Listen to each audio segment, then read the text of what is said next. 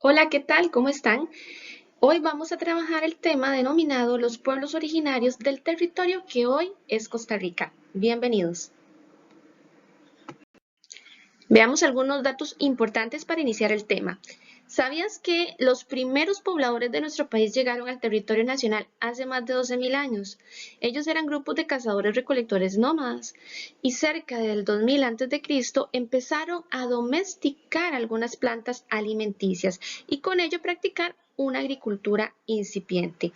En las fotografías que vemos en la parte inferior de la pantalla, bueno, son unos dibujos y el primer dibujo a mano izquierda usted podrá observar una representación de un indígena cazador-recolector y posteriormente a mano derecha de su pantalla una persona indígena que ya está trabajando en la agricultura como parte de ese proceso que se llevó a cabo en Costa Rica, pasar de cazadores recolectores a productores, en este caso gracias a el inicio de la agricultura en nuestro país.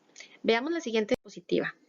Tenemos que en Costa Rica hay distintas zonas arqueológicas que se han ido encontrando a lo largo de los años, gracias a todo el apoyo de personas expertas en esta materia. Y es así como tenemos una clasificación de dos grandes áreas arqueológicas en nuestro país. La primera área se llama región de influencia mesoamericana y la segunda es la región de influencia chibcha o también denominada área intermedia. Dentro de esta área intermedia hay dos subdivisiones, que es la que nosotros llamamos la región central, que se ubica precisamente en la región central del país, y también la región del Gran Diquís. Vamos a continuación a ver cada una de ellas. En este mapa es importante localizar primero dónde se encuentran. A nivel de continente americano, vemos que el color azul representa el área mesoamericana, es decir, que no es solamente Costa Rica la que se ubica en este sector, sino también que eso viene desde México y cierra con Costa Rica en el lado de Guanacaste. Más adelante lo voy a detallar. Continuamos hacia el sur con el área intermedia que está subrayada de color verde en el mapa. Si lo logran observar acá, todo este sector, después Panamá, Venezuela, parte de Colombia, que se denomina intermedia o circuncaribe o también chipcha. Y finalmente cerramos con otra área de influencia cultural que se le denomina área suramericana o área andina, que es relacionado con el continente o el América del Sur o el subcontinente de América del Sur. De tal manera que vemos que todo el sector de norte, centro y sur de América tiene una influencia muy importante a nivel indígena y eso ha permeado pues nuestra historia también como país. Entonces vamos a detallar cada una de esas áreas. En Costa Rica solo tendríamos mesoamericana y el área intermedia. Aquí tenemos otra imagen de las áreas culturales. Vean ustedes que igual México, empezamos con el color azul, México, Guatemala, El Salvador y una parte de Costa Rica.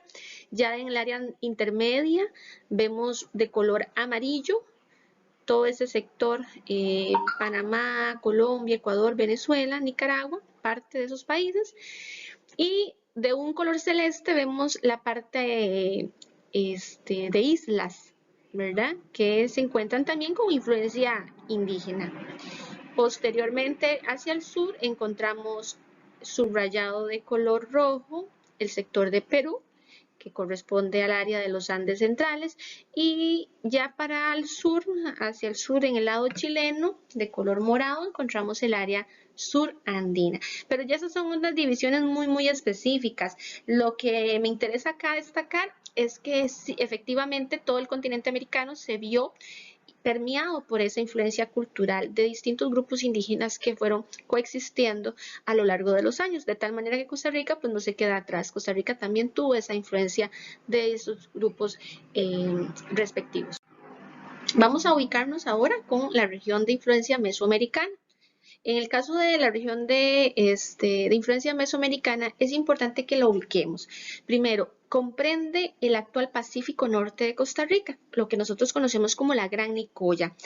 Este lugar fue asiento de los chorotegas. Entonces, cuando hablemos de región mesoamericana, entendemos que son grupos culturales llamados chorotegas, pero también existían ahí coexistiendo, viviendo dentro de esta área, los famosos nahuas nicaraos, quienes cultivaban maíz, chile, cacao, frijol y también calabaza. Entonces tenemos a dos grupos importantes viviendo en el área de influencia mesoamericana que hoy es la actual Gran Nicoya, ¿verdad? Ahora bien, ¿qué hacían ellos a nivel de prácticas culturales? Bueno, ellos trabajaban los tejidos, la cerámica. De hecho, si ustedes van a Guanacaste, en sectores de Guanacaste, de Nicoya, ustedes van a encontrar hermosas vasijas de barro y también de cerámica que ellos elaboraron. Entonces, todavía se mantiene de alguna u otra manera como esas tradiciones de esos indígenas chorotegas. La orfebrería, que es el trabajo en oro para elaboración de adornos, utensilios y también de armas. En las vasijas dibujaban serpientes y felinos. Recordemos que los indígenas tienen esa dinámica muy caracterizada en sus prácticas artísticas y es plasmar animales que vivían en sus entornos. Entonces vamos a encontrar serpientes y felinos en esas vasijas. Y también conservaban leyendas escritas sobre piel de venado que se han encontrado gracias a las excavaciones que se han hecho en la región de Nicoya. Ahora vamos a ver el área o la región de influencia chibcha o intermedia. Bueno, dice que fue el asiento de grupos originarios conocidos como los huetares, los bruncas. En este caso ahí tenemos a los guatusos, bribris, cabecar, brunca, terra, baiguamíes, naves. Entonces, todos estos grupos corresponden al área de influencia intermedia. Ahora vamos a repasar un poquito el mapa de Costa Rica. Ya vimos que a nivel de continente americano, dónde están cada una de esas áreas, y en un momento veremos el caso costarricense propiamente. Vivían en chozas en forma cónica. No sé si ustedes sabrán que, bueno, son chozas hechas con palmas y esas palmas quedaban de alguna manera hacían la figura como de un cono, digamos, a nivel de techo. Cultivaban yuca, camote, pejibaye, maíz, cacao y otros productos también. Trabajaron el oro, muy importante, de ahí la razón por la cual les puse esa imagen, porque realmente se han encontrado muchos vestigios o digamos materiales indígenas enterrados que fueron fabricados con oro. La tumbaga, que es la aleación, ellos mezclaban oro y cobre y fabricaban también objetos de ese producto. El barro, ¿verdad? También tenemos. En este caso es importante para la confección de distintos artículos de uso cotidiano. Por ejemplo, también tenemos la piedra para la confección también de herramientas y objetos de lujo. Muy bien, continuamos. Bien, recordemos que al principio les dije que la región chibcha o intermedia se iba a subdividir en dos, en la región central del país y en la región del Gran Diquís. Entonces veamos cada una de esas subáreas. La región central dice que se extiende desde el litoral caribe, desde la costa del Caribe de nuestro país hasta el Pacífico central, que es lo que nosotros conocemos como Punta Arenas Centro. En la región central se construyeron poblaciones y centros ceremoniales. Vean qué importante, o sea, contamos con evidencias históricas, arqueológicas, que nos indican que hubo poblaciones bastante consolidadas y organizadas en Costa Rica durante esta época precolombina. Esas regiones se construyeron centros ceremoniales muy avanzados y en el caso, por ejemplo, que tenemos en Costa Rica, Guayabo en Turrialba, que es un centro arqueológico sumamente importante que nos evidencia el nivel de desarrollo que tenían nuestros pueblos indígenas antes de la llegada de los europeos, de los españoles. Y tenemos también algunas recientemente descubiertas en la región del Caribe que datan de hace 12.000 años. Entonces imagínense ustedes qué importantes todos los descubrimientos para ir logrando tener, ¿verdad?, más información histórica de cómo eran los pueblos precolombinos en Costa Rica. Esto es en cuanto a la región central. Veamos la columna del Gran Diquís. En cuanto a la localización, dice que ocupa el sureste del país y las estribaciones de la cordillera de Talamanca, se extiende hasta Panamá con el nombre del Gran Chiriquí. O sea, esta zona incluye Costa Rica y también el lado panameño. En el Gran Chiriquí se elaboraron las famosas esferas de piedra. No sé si ustedes las han visto, ahora podríamos observar algunas más adelante. Esas famosas esferas de piedra que por su perfección en el hecho de elaborarlas de manera tan perfecta, fueron declaradas Patrimonio Histórico de la Humanidad en el año del 2014. Y si ustedes van a esas áreas que están evidentemente muy protegidas por organizaciones o instituciones públicas de nuestro país, van a poder observarlas y ver lo bien elaboradas que están. También es definido como un área suramericana por la influencia que recibió de orígenes panameños, lo que yo les decía ahora, que Panamá, por estar más hacia el sur y tener influencia también suramericana, pasaba al lado costarricense y también dejaba influencia en el lado costarricense en esos momentos. Por eso es que algunos de pronto definen al Gran Diquís como área suramericana por esa influencia más del sur que del norte o centro del país. Y bueno, esa influencia la recibió de aborígenes panameños que venían con culturas preincaicas y chipchas.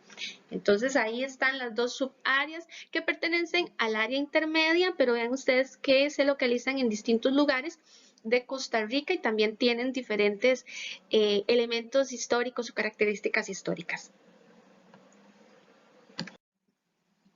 Bien, vamos a ver este mapa que se encuentra en su pantalla.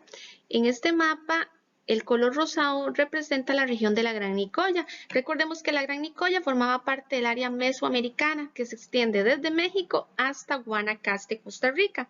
Posteriormente vamos a encontrar de color verde señalado en el mapa la región central. En este caso, la región central corresponde a básicamente las provincias de San José, Heredia, Cartago, parte de Limón, todo ese sector que se va a ubicar en el lado o la región central de influencia arqueológica. Es importante decirles, jóvenes, que el área central tiene algunas influencias de ambas regiones, tanto del norte, que es Mesoamérica, por el lado de Guanacaste, y del sur, que del Gran Diquís, que viene del área suramericana, y han tenido como esa influencia y esa combinación en el centro del país, porque se han encontrado elementos o materiales que venían de Mesoamérica, como las vasijas, y también encontramos elementos de oro que venían del área del sur. Entonces, el centro de Costa Rica va a ser como una mezcla de esas dos. Y finalmente, de color morado en su pantalla van a encontrar la región del Gran Diquís, que es la parte del Pacífico Sur de Costa Rica y que también se extiende hacia Panamá. Aquí encontramos otro mapa, pero ya este mapa nos va a dar la ubicación específica de los pueblos originarios de Costa Rica. Es importante destacar en este tema, jóvenes, que nosotros como pueblo, como Costa Rica, como país, debemos de volver otra vez a tener conciencia de la importancia del rescate de la cultura de estos pueblos, no solamente de que se encuentran ahí en el mapa, que están ubicados en un sector específico, sino también al respeto que eso significa, al recordar que existen poblaciones diferentes, con prácticas culturales distintas y que también son costarricenses y que son los primeros, son los originarios. Entonces vamos a ir viendo con detenimiento cada uno de esos grupos culturales en Costa Rica, porque yo estoy segura que muchos sabemos de que sí existen pueblos indígenas en Costa Rica actualmente, pero no tenemos mucha información de las características o de dónde se ubican. Entonces, para eso es que les quiero mostrar pues este mapa y también la información que vamos a ver más adelante.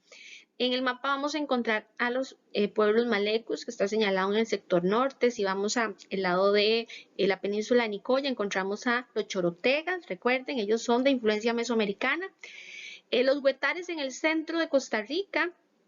Encontramos al lado este y sur de Costa Rica, Cabécares, Bribris, cerca de la frontera con Panamá. También tenemos los Teribes, tenemos ya hacia la península de Osa en el sector sur de Costa Rica, guaimíes, que también están en la frontera con Panamá, y también los borucas. Entonces vean ustedes que tenemos bastantes grupos indígenas que todavía existen en este país, que todavía logran, a pesar de lo difícil que es en esta época, logran mantener esas raíces, por lo menos de alguna manera vivas. Y eso es lo que vamos a ver a continuación.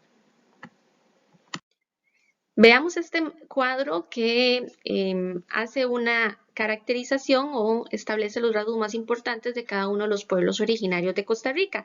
Empezamos con los chorotegas. La localización. Ellos se encuentran en Matambú, entre Nicoya y Ojancha, que son cantones de Guanacaste. ¿Cuáles son los rasgos más importantes de los chorotegas?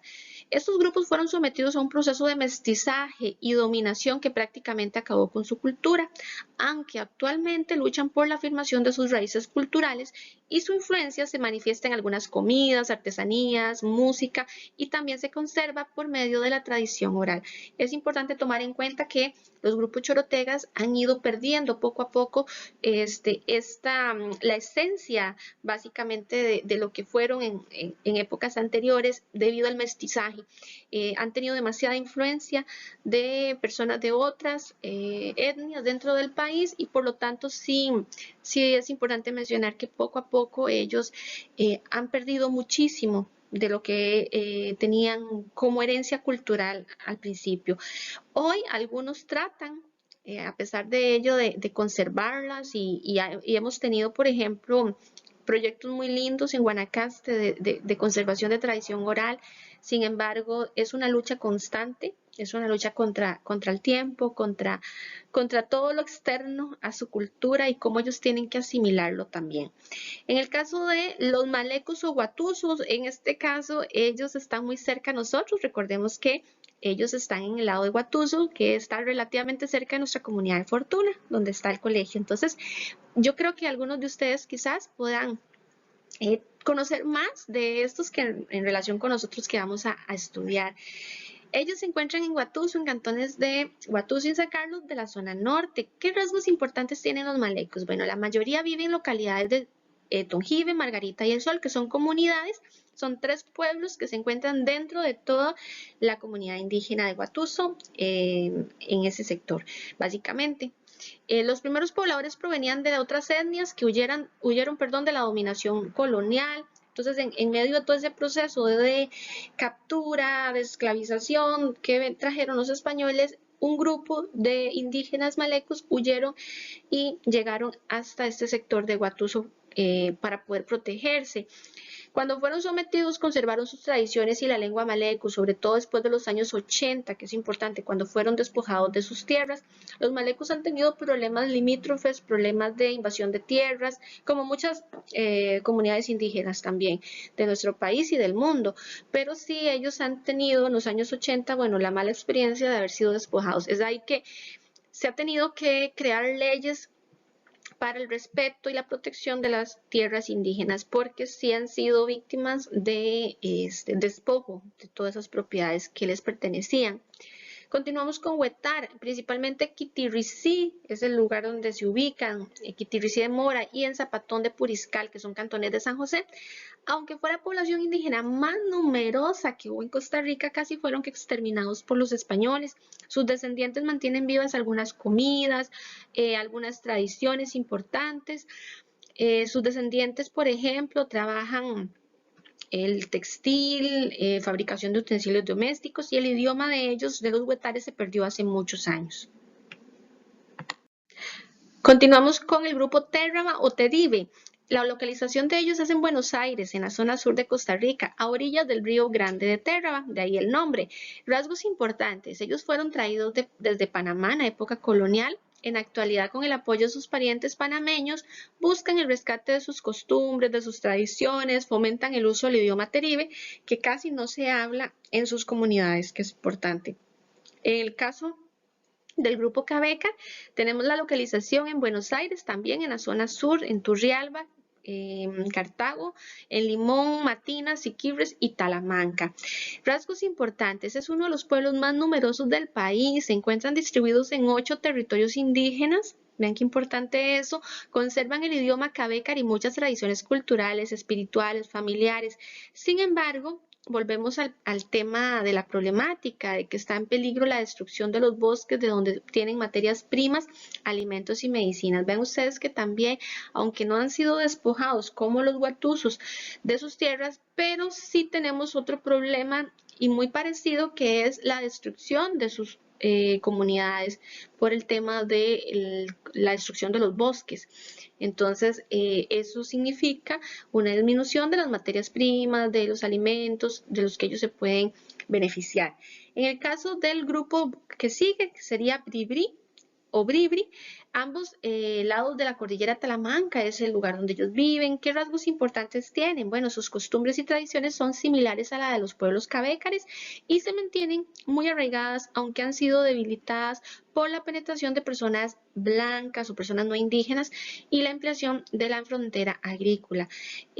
Recordemos que ellos, al igual que muchos otros grupos indígenas, han tenido de alguna manera influencia o han vivido la penetración de personas que no son de sus comunidades y que compran tierras, compran propiedades que no les pertenecen, no deberían de venderse porque son comunidades indígenas y no se venden, pero aún así han tenido este problema. Y tienen un sistema de filiación materna, es decir, que hay un tipo de herencia materna, el nombre o el apellido que ellos mantienen es el apellido de la mamá y son dirigidos por el agua, que son los conocedores de la medicina natural y los rituales.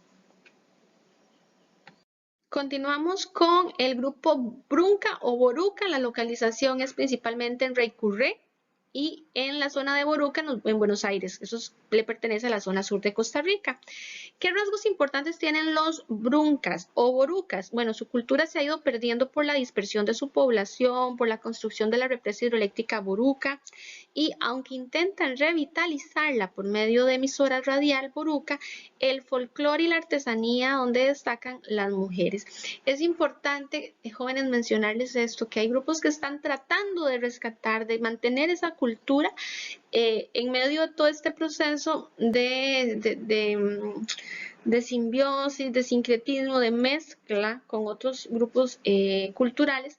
Y bueno, uno de estos casos que ha sido también exitoso para poder rescatar y mantener su cultura viva es el caso de Boruca, que tienen una emisora radial donde se mantienen esas tradiciones de folclore y artesanía muy típicas de ellos. Y por último tenemos el grupo Nave o Guaymí, que se encuentra en el Pacífico Sur de Costa Rica, cerca de la frontera sur y se extiende hasta Panamá. Estos grupos indígenas guaymíes viven tanto en Costa Rica como en Panamá. Ellos vinieron de Panamá en el siglo pasado, aunque recientemente se les reconoció como costarricenses o se les ha dado esa posibilidad porque ellos se mantienen como en los dos lados de la frontera. Conservan fuertemente sus tradiciones culturales, la medicina tradicional y la población habla el dialecto o la lengua Nave. En este momento les estoy presentando un mapa de la ubicación otra vez de los pueblos originarios. Vean qué importante. Costa Rica tiene en el lado sur, vean ustedes del mapa, la mayor concentración de pueblos indígenas. Tenemos el número 1, que es el Chorotega, en el sector de Matambú. El número 2, Guatuso, con la población Maleco, Guatuso. En el número 3, véanlo acá, encontramos a los Huetares, que ahí tenemos pueblos de Quitirricí, Zapatón. En el número 4 es Zapatón.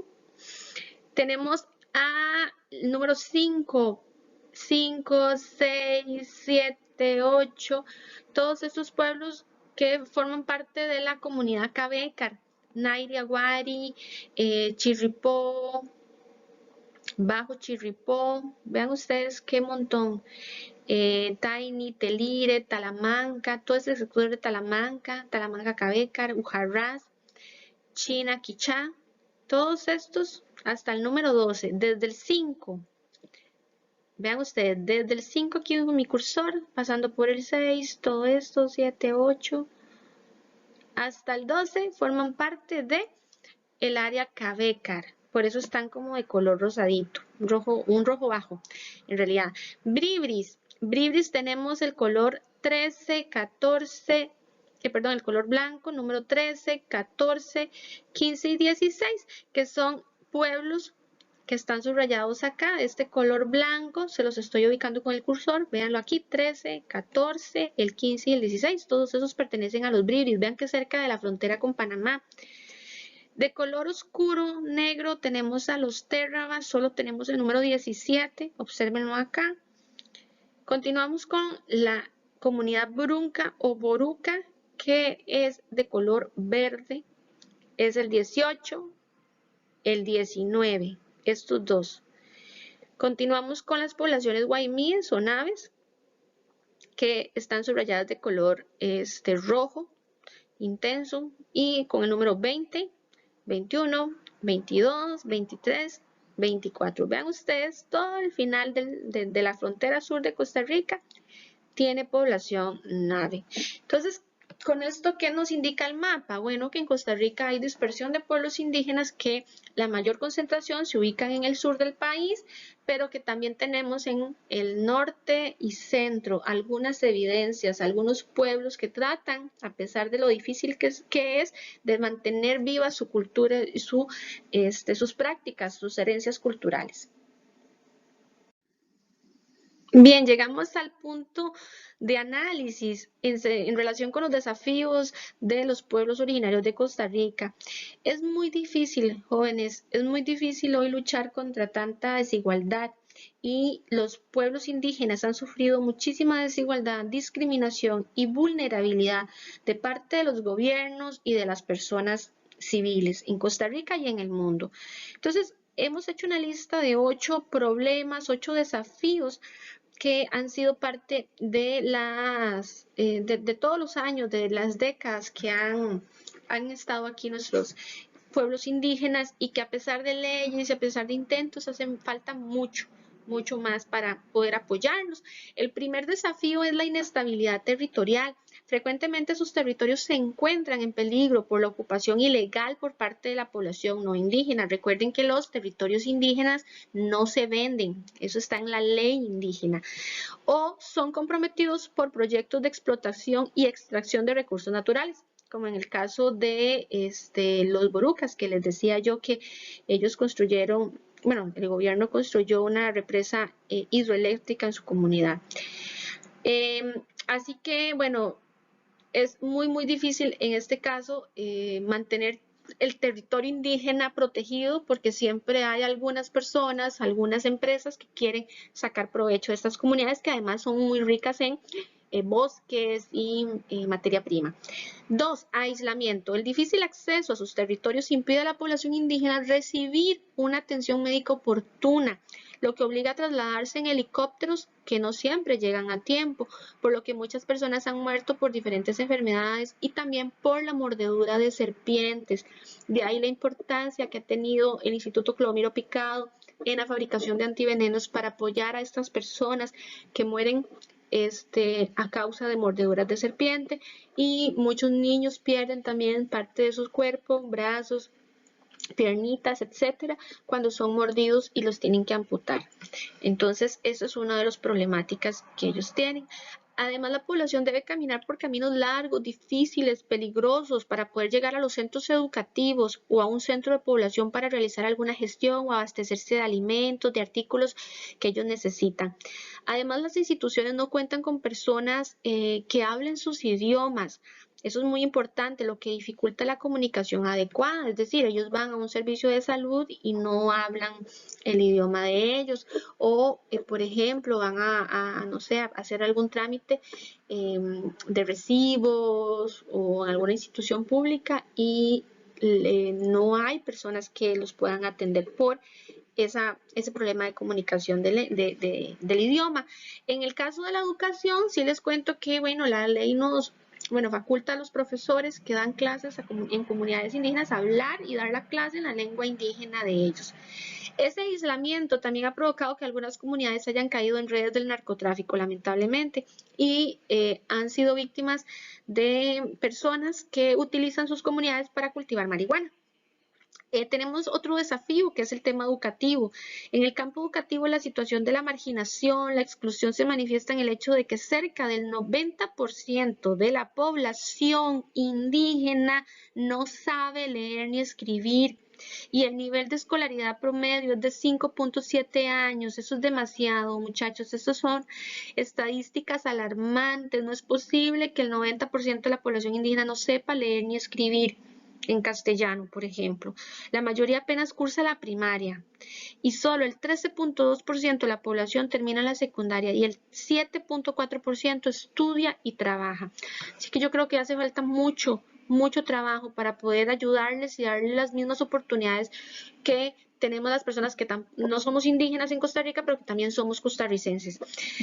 Tenemos el cuarto punto de desafío, el tema de la salud. En las comunidades indígenas los indicadores de salud son los más bajos que el resto de la población. Por ejemplo, presentan una mayor incidencia de enfermedades prevenibles, tasas de desnutrición, de mortalidad infantil, de embarazo adolescente muy alto. De acuerdo con informes de la Organización de Naciones Unidas, el gobierno no atiende adecuadamente sus necesidades específicas, ni les ofrece un servicio de salud acorde con su cultura, acorde con su idioma y su cosmovisión. Además, de acuerdo con el último censo, en Costa Rica, el 10.8% de la población nativa no tiene seguro social y el 9.9% tiene alguna discapacidad. Vean ustedes qué triste realidad. Tenemos el número 5, continuamos con el desafío, brecha tecnológica. Solo el 36.7% de la población originaria tiene teléfono celular. El 17% tiene computadora y el 14.9% de la población acceso a internet. Vean ustedes que ahora con el tema de la educación virtual es mucho más difícil. Si antes era difícil, ahora es mucho más difícil poder asegurarles una educación de calidad porque lo estamos trabajando de manera virtual y ellos no tienen las condiciones para lograrlo. 6. Desempleo. El nivel de desempleo también es mucho más alto que en el resto de la población nacional. Apenas el 39.2% de la población mayor de 12 años tiene trabajo. Situación que encadena un alto grado de dependencia familiar hacia las personas trabajadoras. Entre la población trabajadora, el 14.5% no está cubierta por el Seguro Social, es decir, son trabajadores pero no están asegurados. Vean qué importante esto. El 59.8% trabaja en el sector primario. ¿Qué significa el sector primario? Agricultura, ganadería. Dentro de ellos, dentro de ese porcentaje del 59.8%, la mayoría, el 88.1% de ese porcentaje anterior son hombres y tan solo un 11.9% de las mujeres trabajan en labores de agricultura. Séptimo desafío, calidad de vida. El 70.1% de la población tiene necesidades básicas insatisfechas, necesidades básicas como comida, vivienda, vestimenta, educación, salud. El 28% tiene 4 o más necesidades básicas sin satisfacer. El 14.8% vive hacinado, o sea, todos pegados en una casa pequeña, que además esas casitas están en malas condiciones. El 67.3% tiene acceso a electricidad, el resto no. El 43.8% tiene agua en su casa, más del 50% no tiene agua potable en su casa y no proviene de un acueducto. El 55.8% posee tanque séptico y el 42.5% posee letrina o pozo negro. Vean ustedes, en pleno siglo XXI hay personas que todavía siguen teniendo pozos en sus casas, no tienen servicio sanitario. Y por último, el desafío de la autonomía, que a pesar de que las comunidades indígenas cuentan con organizaciones que tratan de mejorar sus condiciones de vida, reclamando los derechos que se les concedan a través de las leyes nacionales e internacionales, estas poblaciones siguen siendo marginadas, discriminadas, pues se les impone un modelo de desarrollo nacional que en muchos aspectos atenta contra su estilo de vida, por lo que es necesario brindarles mayor autonomía en la toma de decisiones, en aspectos como la educación, la cultura, en la administración de sus territorios, en la producción y así acabar con la inequidad y la exclusión de la que son ellos víctimas. Bien, hemos llegado al final con este análisis de desafíos que tienen estas comunidades. Yo espero que ustedes hagan conciencia y sea a la vez un tema para proponer de manera pertinente, ojalá propuestas positivas y poder acabar con el aislamiento o la discriminación a las personas indígenas. No podemos ser parte del problema, tenemos que ser parte de la solución. Y de una solución es desde nosotros mismos, desde nuestra cotidianidad, lograr eliminar por completo esa discriminación o ese rechazo cuando vemos una persona indígena. Así que eso es todo por este momento. Les agradezco su atención.